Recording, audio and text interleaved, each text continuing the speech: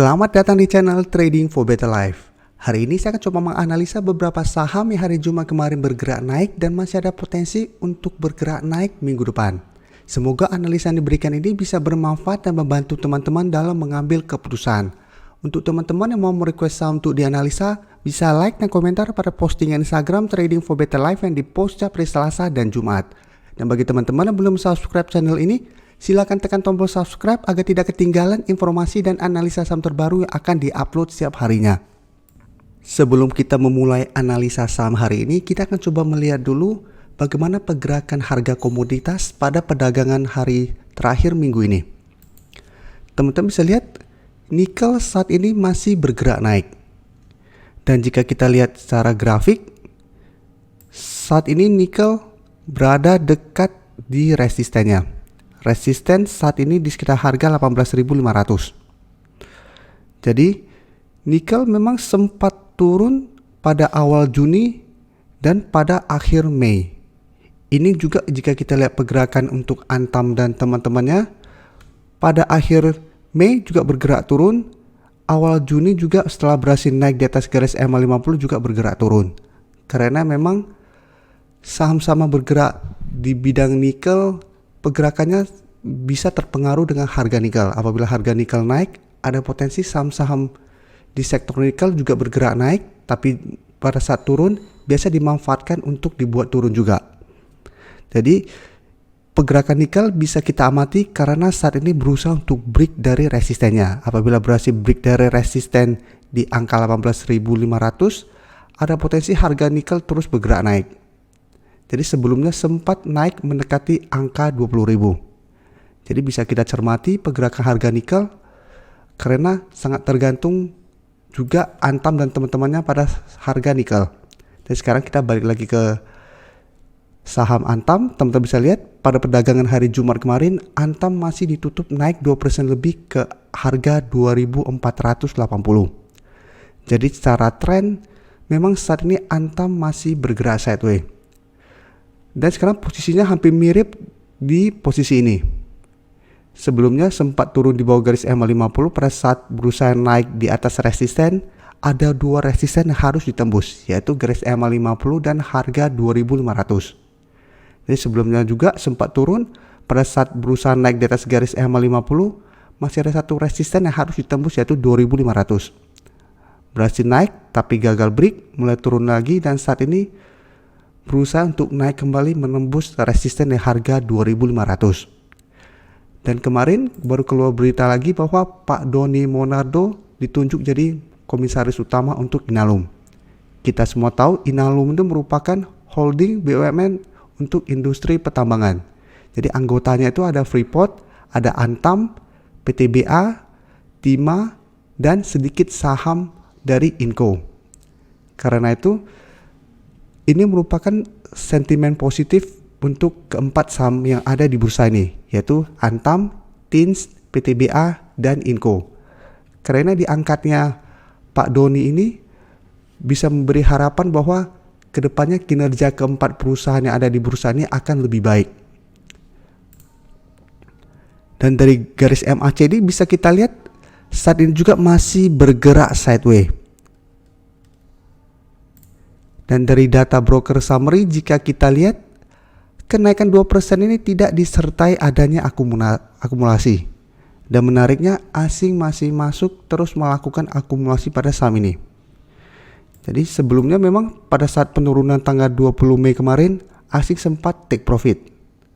Dan harga turun terus.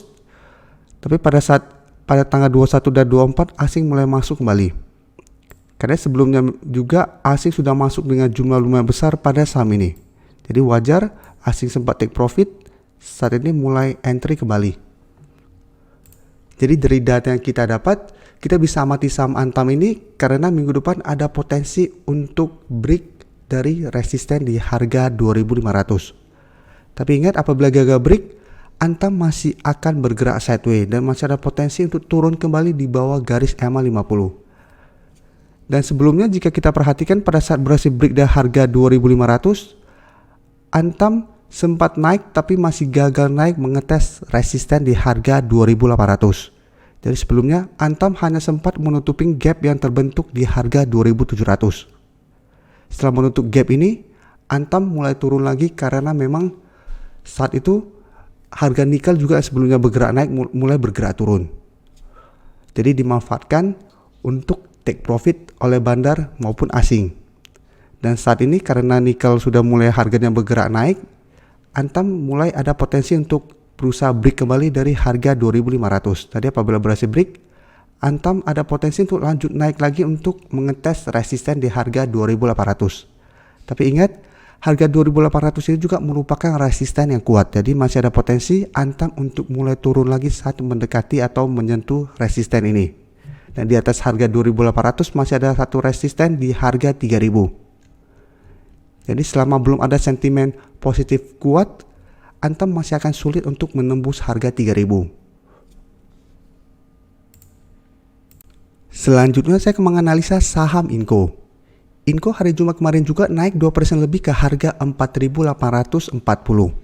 Bisa kita lihat di grafik, bedanya dengan Antam masih berada di atas garis EMA 150, walaupun sempat berada di bawah garis EMA 50. Sedangkan untuk saham Inco ini garis EMA 50 dan 150 masih berdempetan.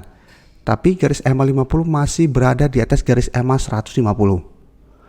Dan untuk resisten berikutnya masih di angka 5.000. Sebelumnya juga Inco seperti Antam sempat naik break dari garis EMA 50 dan 150, naik di atas resisten di angka 5.000. Tapi saat menyentuh harga 5.500, Inco masih gagal break. Jadi hampir mirip dengan Antam juga, Inco baru berhasil menutupi gap pada tanggal 4 Maret kemarin. Sedangkan masih ada satu gap yang belum ditutup oleh Inco. Dari data broker summary jika kita lihat, Inco walaupun naik 2% lebih masih disertai adanya sedikit distribusi.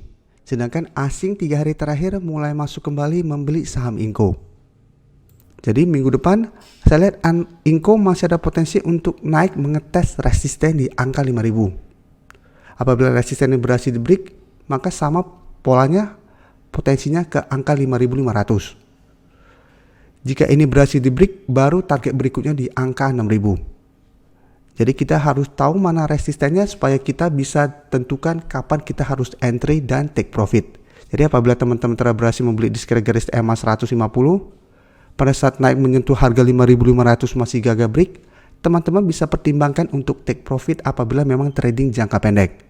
Tapi apabila memang ingin investasi pada saham ini, masih bisa hold selama masih bertahan di atas garis EMA 50 dan 150. Atau memang sudah berhasil membeli di sekitar harga 4.000-an dan memang ingin tujuannya investasi, hold saja selama masih bertahan di atas harga 4.000. Berikutnya saya akan menganalisa saham TINS. TINS hari Jumat kemarin juga naik 0,95% ke harga 1.595. Tapi untuk grafik bisa kita lihat saat ini TINS masih sideways dan berada di antara garis EMA 50 dan 150. Jadi support kuatnya masih di garis EMA 150 di sekitar harga 1.560. Sedangkan untuk resistennya masih di garis EMA 50 yang saat ini berada di harga 1.660. Jadi selama hampir 2 minggu terakhir ini TINS masih bergerak sideways. Setiap kali deketin resisten EMA 50 gagal break, turun ke garis support EMA 150 masih bisa bertahan. Dan untuk TINS bisa kita lihat untuk harga timahnya. Bisa kita lihat harga timah pada penutupan terakhir juga masih bergerak naik. Jadi minggu depan masih ada potensi TINS untuk naik mencoba break dari garis EMA 50. Tapi harus kita hati-hati. Candle hari Jumat kemarin menurut saya kurang bagus. Jadi bisa saja TINS minggu depan masih ada potensi untuk turun kembali mengetes garis EMA 150. Dan dari data broker summary juga bisa kita lihat kenaikan hari Jumat kemarin malah disertai sedikit distribusi. Dan asing juga dalam 1 minggu terakhir ini masih terus melakukan distribusi pada saham TINS. Jadi TINS sepertinya masih akan sulit untuk break dari garis EMA 50 minggu depan. Kecuali pada saat hari Senin depan, pada saat pembukaan mulai terlihat adanya akumulasi, harga timah juga mulai bergerak naik, ada potensi untuk break dari garis EMA 50. Tapi apabila ternyata hari Senin depan mulai naik tetapi tidak ada akumulasi plus harga timah juga mulai bergerak turun, hati-hati saat mendekati garis EMA 50, TINS bisa gagal break dan mulai turun kembali karena memang saat ini masih bergerak sideways. Selanjutnya saya akan menganalisa saham Harum. Karena kita bahas saham-saham yang bergerak di sektor nikel, saya akan masukkan untuk analisa Harum. Harum juga hari Jumat kemarin naik lumayan tinggi hampir 8% ke harga 5.425. Jadi saat ini Harum mulai naik kembali di atas garis EMA 50. Yang saat ini berada di harga 5.200. Sedangkan untuk support kuatnya di harga 4.800. Untuk tren saat ini Harum masih bergerak sideways. Dan untuk garis MACD juga bisa kita lihat saat ini masih bergerak sideways. Dari data broker summary jika kita lihat kenaikan hampir 8% ini masih disertai adanya akumulasi. Dan asing juga terlihat masuk dengan jumlah yang lumayan besar. Jadi dari data yang kita dapat saya melihat Harum masih ada potensi untuk lanjut naik minggu depan. Karena candle hari Jumat kemarin lumayan solid plus ada akumulasi, Harum masih ada potensi untuk naik minimal ke harga 5.800 sampai angka 6.000 yang merupakan resisten kuatnya. Sebelumnya juga Harum berusaha break dari garis EMA 50. Setelah terkonfirmasi break, Harum naik menuju resisten di harga 6.000 tetapi masih gagal break. Jadi apabila teman-teman sudah berhasil membeli di sekitar garis EMA 50, pertimbangkan untuk take profit apabila terlihat Harum mulai turun saat mendekati atau menuju harga 5.800 sampai 6.000 yang merupakan resisten saat ini. Sedangkan untuk teman-teman yang baru mau entry, sebaiknya tunggu kembali di sekitar harga 5.200 atau di garis EMA 50. Jadi sebaik tunggu Harum terkena pullback dulu karena hari Jumat kemarin sudah naik lumayan tinggi. Pada saat menyentuh target entry dan dia berhasil rebound, baru teman-teman ikutan entry. Saham terakhir akan saya analisa hari ini adalah saham PTBA. Karena PTBA merupakan bagian dari perusahaan Inalum. Jadi kita bahas teman-teman yang satu grup dengan Inalum.